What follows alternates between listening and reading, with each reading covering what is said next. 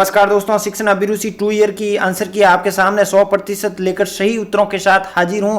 मैंने रीट प्री की आंसर की करवाई थी, जो कि आपके मनोविज्ञान बाल शिक्षा शास्त्र के। तो 1 लाख विद्यार्थियों ने क्लास को देखा और सराहना की कि वाकई सर आपने क्या उत्तर निकाले ऑथेंटिक। इसी के क्रम में मैं पीटीटी 2 ईयर की आंसर की लेकर आपके समक्ष हाजिर हूँ। आपको सभी उत्तर तो बताएंगे शिक्षण अभिरुचि में, लेकिन मैं आपको ये बता दूंगा कि इसका उत्तर ये है तो इसका पीछे का कारण क्या है, कॉन्सेप्ट क्या है। तो पहले मैं आपका क्रम हमारा यही रहेगा, पहले मैं प्रश्न पढ़ूंगा फिर उत्तर सीधा हम टिक करेंगे, क्योंकि हमें 4 प्रश्न लेकर कोई यहाँ मॉडल पेपर तो मिलाने है नहीं, हमें तो सीधा उत्तर देखना है, तो वही प्रयत्न करेंगे। तो शिक्षक का प्राथमिक लक्ष्य क्या है दोस्तों, क्या होना चाहिए? तो आप देखिए, इसका शिक्षक का प्राथमिक लक्ष्य होना चाहिए छात्रों को सीखने के लिए प्रेरित करना। यानी मान लीजिए आप शिक्षक बन रहे हो तो इसके पीछे कारण क्या होता है, तो सीखने के लिए। अगर छात्र सीखेगा ही नहीं तो शिक्षक किस काम का दोस्तों? उसका प्राथमिक लक्ष्य छात्रों को सिखाना है, ज्ञान अर्जित कराना है। तो ऑप्शन नंबर डी बिल्कुल सही रहेगा। अगला देखिए, आलोचनात्मक सोच को बढ़ावा देने के लिए शिक्षक को विद्यार्थियों से कहना चाहिए कि वे क्या करें दोस्तों, चर्चा में भाग लें और विचार विमर्श करें।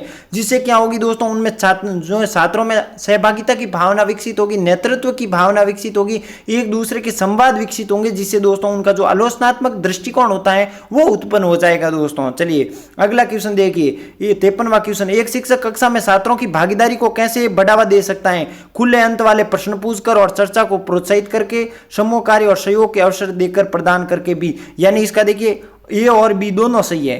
क्या है? ए और बी दोनों सही है, लेकिन इसमें करेगा क्या दोस्तों, इसमें बोर्ड तय करेगा कि इसको सर्वोत्तम प्राथमिकता किसे दी जाए। ए भी बिल्कुल सही है और बी भी सही है, लेकिन अगर मेरे अनुसार आप मानोगे तो ए इसका बिल्कुल सही है। लेकिन मैं अभी भी कहता हूं कुछ 5-6 क्वेश्चन ऐसे होंगे जिस पर 2 क्वेश्चन भी राइट होंगे, लेकिन मैं यहां पर दोनों में से बिना बताए टिक कर दूं तो ये मेरे लिए एक धोखा हो सकता है दोस्तों। इसलिए मैंने पहले ही ऑप्शन ए रख दिया, लेकिन इसका आंसर बी भी हो सकता है, लेकिन 90% इसका आंसर दोस्तों ऑप्शन नंबर ए होगा। चलिए अगले क्वेश्चन देखिए, एक प्रभावी शिक्षक का सबसे महत्वपूर्ण गुण क्या होता है दोस्तों? तो उसका विषय वस्तु विशेषज्ञता, दया, सहानुभूति, सत्तावादी रवैया। तो उसमें दोस्तों संप्रेषण कौशल होना चाहिए एक शिक्षक में, क्योंकि अगर उसको भावना जो उसको पढ़ाना है वो अगर कौशल ही उसको नहीं आ रहा है तो वो शिक्षक किस कार्य का है रह जाता है दोस्तों। तो 54वां क्वेश्चन का ऑप्शन नंबर बी बिल्कुल सही रहेगा। अगला क्वेश्चन देखिए 55वां, एक शिक्षक छात्र को सीखने का प्रभावी ढंग से आकलन कैसे कर सकता है दोस्तों? 54वां क्वेश्चन, आप माफ कीजिए 55वां क्वेश्चन आपके सामने आपके समक्ष।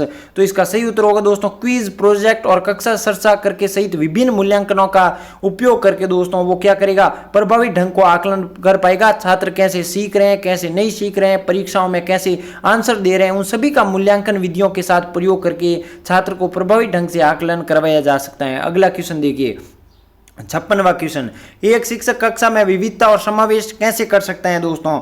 एक शिक्षक कैसे समावेश कर सकता है? वो अपनी छात्रों की जो सांस्कृतिक पृष्ठभूमि और अनुभव साझा करके, प्रोत्साहित करके दोस्तों विविधता और समावेश। क्योंकि देखिए सभी की संस्कृति, भारत अनेक संस्कृतियों का मिला जुला देश है, तो प्रत्येक छात्र की अलग संस्कृति होती है, बालक की अलग अलग पृष्ठभूमि से आता है, तो उसके अनुभवों को साझा करके दूसरे बालकों में विकसित करना ही दोस्तों एक शिक्षक का कर्तव्य है। ऑप्शन नंबर बी बिल्कुल सही होगा। 57वां क्वेश्चन, कक्षा में व्यवहार को प्रतिबिंबित करने का प्रभावी तरीका क्या रहता है दोस्तों? 57वां क्वेश्चन आपके सामने। तो उसका क्या रहता है दोस्तों, नियम और परिणाम को स्पष्ट रूप से स्थापित करना और सकारात्मक व्यवहार को प्रोत्साहित करना। यानी दोस्तों एक शिक्षक कक्षा में सकारात्मक दृष्टिकोण उत्पन्न करेगा तो परिणाम में हमेशा सदैव सकारात्मकता नजर आएगी और बालकों में पढ़ने में रुचि जागृत होगी। तो ऑप्शन नंबर ए इसका बिल्कुल सही होगा। एक शिक्षक छात्रों को रचनात्मकता और नवाचार को से बढ़ावा दे सकता है। 58वां क्वेश्चन आपके सामने आपके समक्ष है। तो विचार मंथन और विचार विमर्श को जो निर्माण होते हैं उसको प्रोत्साहित करना। यानी आप जो है वो समूह में बांटिए, 4-5 छात्र होते हैं, वो अध्यापक के तौर पर उसको समूह में बांटिए, विचार विमर्श करिए, जिससे उनमें नए नए विचार उत्पन्न होते हैं, जिससे दोस्तों और नए नए विचार दोस्तों किसका प्रतीक होता है, तो रचनात्मकता का प्रतीक होता है, रचनात्मकता को जन्म देता है। तो ऑप्शन नंबर बी बिल्कुल सही होगा। चलिए 59वां क्वेश्चन, शिक्षकों का मूल्यांकन का प्राथमिक उद्देश्य क्या होता है दोस्तों? क्या होता है प्राथमिक उद्देश्य? तो प्राथमिक उद्देश्य दोस्तों शिक्षा पद्धतियां हैं और छात्र अधिगम में सुधार करना। यानी जब शिक्षक कक्षा में जाता है और छात्र दोनों के मध्य क्या होता है दोस्तों, अधिगम होता है। उस अधिगम में दोस्तों सुधार कैसे लाएगा कि एक शिक्षण पद्धतियां जो होती हैं दोस्तों, शिक्षण सहायक सामग्रियां होती हैं, उसका सही से इस्तेमाल करके ही अधिगम को सुधारा जा सकता है। ऑप्शन नंबर डी बिल्कुल सही और सटीक उत्तर होगा। चलिए 60वां क्वेश्चन, शिक्षा में शिक्षक अभिभावकों को भागीदारी कैसे बढ़ावा दे सकता है दोस्तों। शिक्षक में भागीदारी कैसे बढ़ावा दे सकता है, तो अभिभावकों को नियमित रूप से संवाद स्थापित करना, यानी नियमित जैसे 15 दिन हो गए, 1 महीने में लगातार अध्यापक जो अभिभावक होता है छात्र का उससे जुड़ना तथा उन्हें निर्णय लेने में शामिल करना कि छात्र आपके खेल कूद में जो है वो तेज हैं, तो आपके जो है छात्र जो है वो इंजीनियर बनने की, इसकी मैथ बहुत अच्छी है तो इसको इंजीनियर की फील्ड में डालना। ये दोस्तों अभिभावक से संपर्क हमेशा अंतःक्रिया के माध्यम से करना चाहिए एक शिक्षक को। तो ऑप्शन नंबर ए बिल्कुल सही और सटीक उत्तर हो जाएगा। 61वां क्वेश्चन देखिए, विशेष आवश्यकता वाले छात्रों को पढ़ाने का प्रभावी तरीका क्या होता है दोस्तों। विशेष आवश्यकता वाले वे बालक होते हैं दोस्तों जो सामान्य बालक से अलग होते हैं दोस्तों, किसी भी गंभीर विसंगति से संबंधित ग्रसित होते हैं दोस्तों, उनके साथ क्या करना चाहिए। तो इसका सही उत्तर होगा दोस्तों, विभेदित निर्देश का उपयोग करके व्यक्तिगत आवश्यकताओं के अनुसार अनुकूलन करके ही उनको दोस्तों प्रभावी तरीके से पढ़ाने का अधिगम करने का एक बेहतरीन ऑप्शन हो रहेगा शिक्षक के लिए। तो ऑप्शन नंबर 61वें क्वेश्चन का दोस्तों ए बिल्कुल सही ऑप्शन। अगला देखिए 62वां क्वेश्चन, एक शिक्षक समस्या समाधान कौशल को कैसे बढ़ावा देता है। समस्या दोस्तों आपकी समस्या के बाद तुरंत जन्म होता है किसका, चिंतन का जन्म होता है, और चिंतन के बाद किसका जन्म होता है, तो तर्क का जन्म होता है दोस्तों, किसका, तर्क का। तो लेकिन ये चिंतन किसका समस्या समाधान का प्रतीक रहेगा, तो ये पूछताछ आधारित सीखने और वास्तविक दुनिया के अनुप्रयोगों को अवसर प्रदान करना ही इसका समस्या समाधान का सर्वश्रेष्ठ रास्ता होता है दोस्तों। ऑप्शन नंबर डी बिल्कुल सही होगा। अगला देखिए 63वां क्वेश्चन, शिक्षा में प्रौद्योगिकी का प्राथमिक भूमिका, यानी शिक्षा में दोस्तों नवाचार विधियों का प्रयोग करके आप किस सार्थकता के साथ पहुंच सकते हो, तो उसका रहेगा दोस्तों उद्देश्य शिक्षण और सीखने को बढ़ावा तथा संसाधनों की पहुंच प्रदान करना।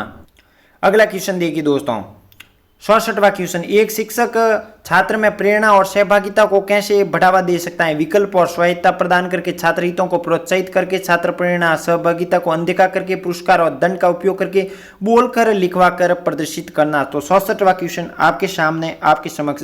तो इसका सही उत्तर होगा दोस्तों प्रेरणा और सहभागिता छात्र को जो है वो एक शिक्षक को कब मिलेगी छात्र से, तो विकल्प और स्वायत्ता, यानी बालक को खुले विचार से स्वतंत्र रूप से कहना चाहिए कि जो भी तू कार्य कर रहा है खुद तुम्हारी स्वतंत्रता है, जो शायद तुम अपने विचार सम्मिलित कर सकते हो किसी भी टॉपिक पर, जिसे छात्र हितों को दोस्तों प्रोत्साहित मिलता है और छात्र जो है वो अच्छा करने के लिए, उसका सर्वांगीण विकास के लिए अधिक प्रोत्साहित रहते हैं। तो ऑप्शन नंबर ये बिल्कुल सही होगा। अगला देखिए रचनात्मकता मूल्यांकन का प्राथमिक उद्देश्य क्या होता है। 65वां क्वेश्चन आपके सामने।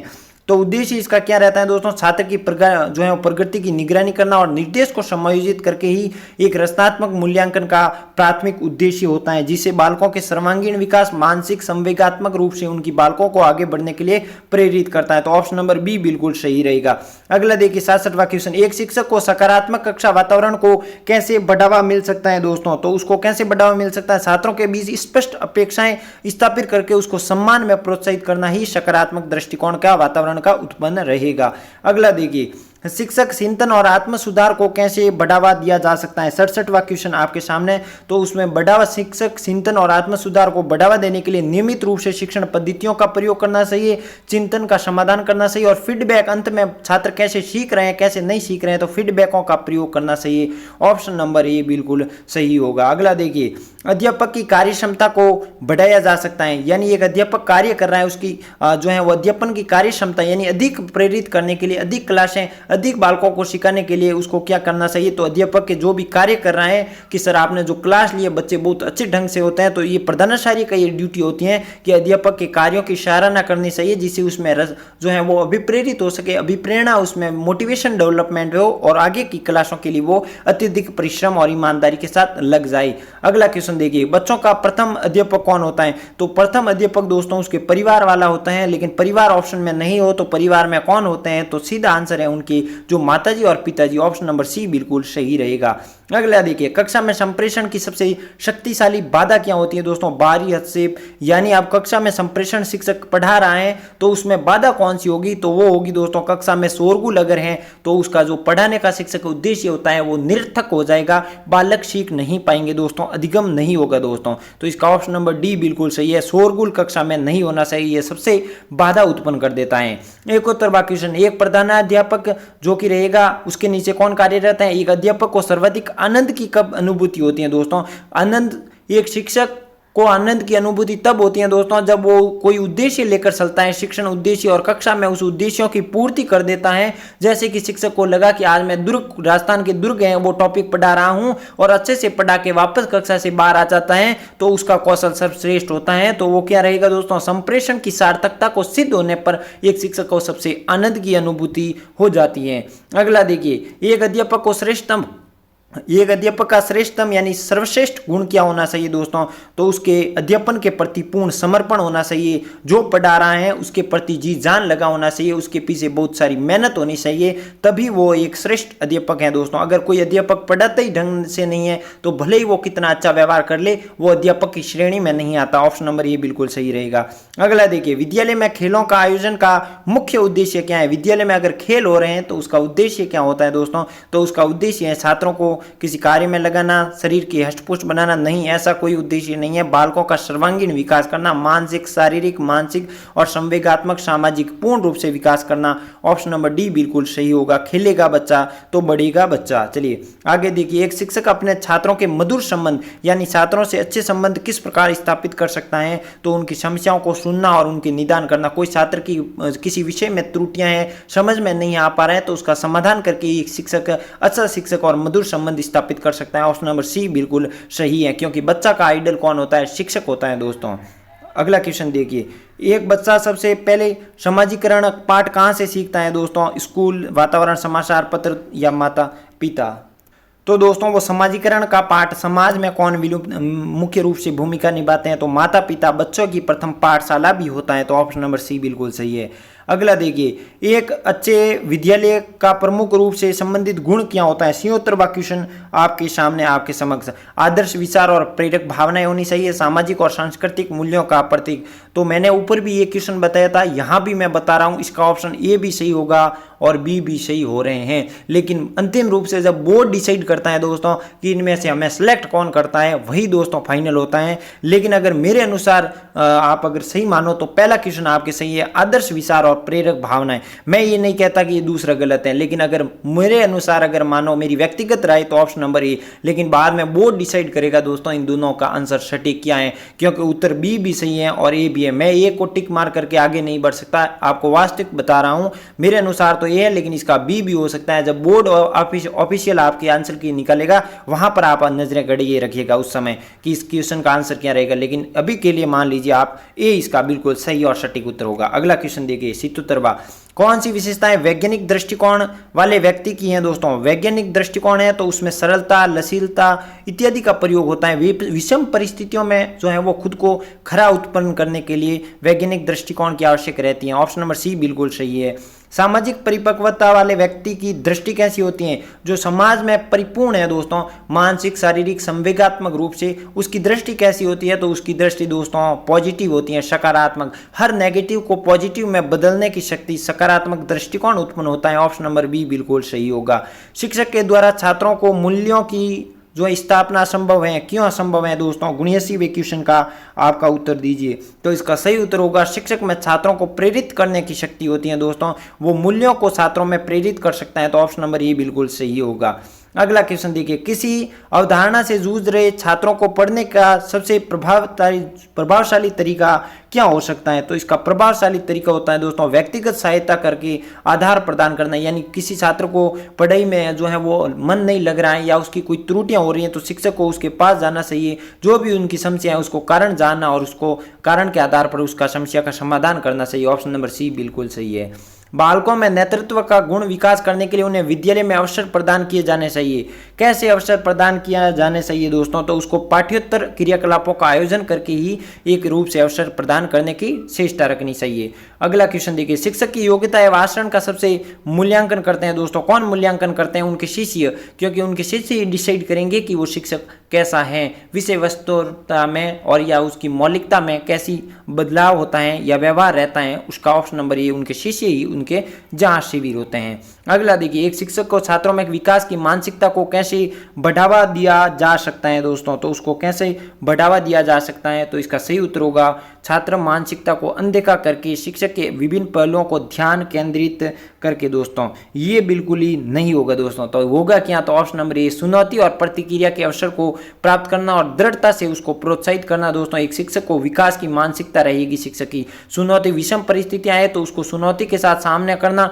और दृढ़ता के साथ उसके साथ खड़ा रहना। ऑप्शन नंबर ए बिल्कुल सही होगा। खेल आधारित शिक्षा से क्या तात्पर्य है, तो बिल्कुल आसान सा उत्तर है दोस्तों, खेल द्वारा शिक्षा प्रदान करना। खेल खेल में ही शिक्षा, खेलेगा इंडिया तो बढ़ेगा इंडिया, उस जो है वो मोटिवेशन लाइन की, उस शीर्षक लाइन की दोस्तों। ऑप्शन नंबर ए बिल्कुल सही होगा। यदि आपका मित्र आपसे बिना विशेष कारण से नाराज हो गया तो आप क्या करोगे, तो बिल्कुल आसान सी बात है, उनसे बात करेंगे और जो भी गलतफहमी हुई वो दूर करने की प्रयत्न करेंगे, चेष्टा करेंगे।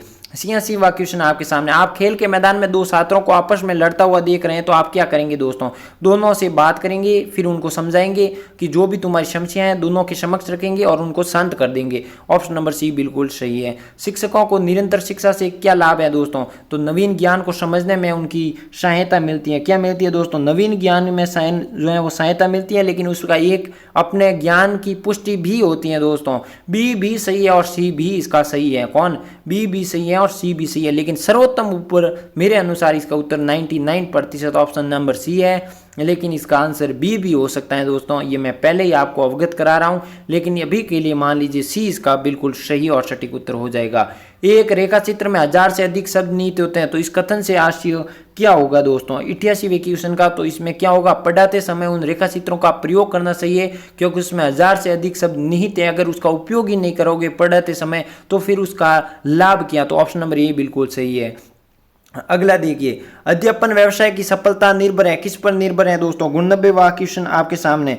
तो छात्रों को प्रसन्न करने की नीति में भी है दोस्तों, और इसका सही उत्तर होगा दोस्तों क्या, परिश्रम एवं ईमानदारी पर भी है। तो इसके दो आंसर है दोस्तों, ए और सी बिल्कुल हो सकते हैं, लेकिन अभी के लिए 99% ऑप्शन नंबर ए बिल्कुल सही होगा।